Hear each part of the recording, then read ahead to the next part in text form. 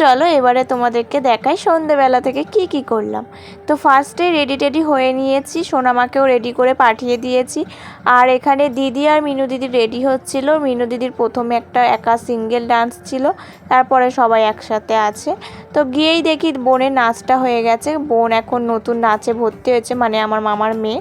তো ওদের একটা ডান্স স্কুল আছে, সেই ডান্স স্কুলই এবছর আমাদের এসছে, কারণ এই 2 বছর ধরেই ওরা আসছে। আমাদের পাড়ারই মেয়ে হয়, মামদি, তার নাচের স্কুল নিয়ে আসে।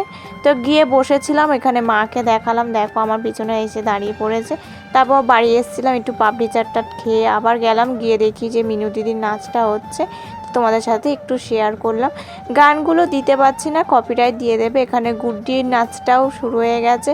গুড্ডিও খুব সুন্দরভাবে নাচটা দিদির কাছে তুলেছিল, আর স্টেজেও ভালোই পারফরমেন্স করেছে।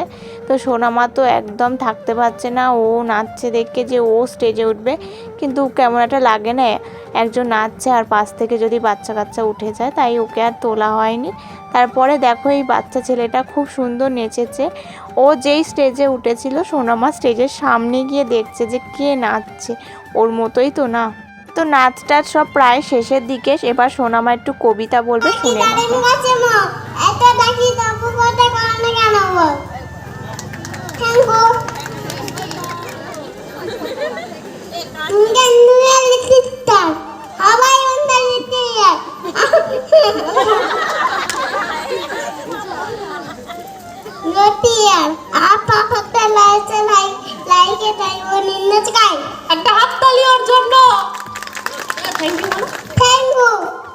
তো এবারে দেখে নাও দিদিদের ডান্স প্রোগ্রামটা। দিদিরা 3 জন মিলে একটা গ্রুপ ডান্স করেছে।